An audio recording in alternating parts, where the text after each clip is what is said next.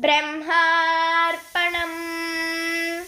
త్రిముఖ బ్రహ్మము అమ్మ త్రిముఖి త్రినేత్రి తీక్షణ దృష్టి చేత తిమిరాన్ని తరిమివేసి తమస్సును తుంచి తపస్సును పెంచి తత్వంలో మమ్ముంచి తత్వమసిని గావించి తనువులో ఉన్న తనని తెలిపిన బ్రహ్మమా నమో నమః.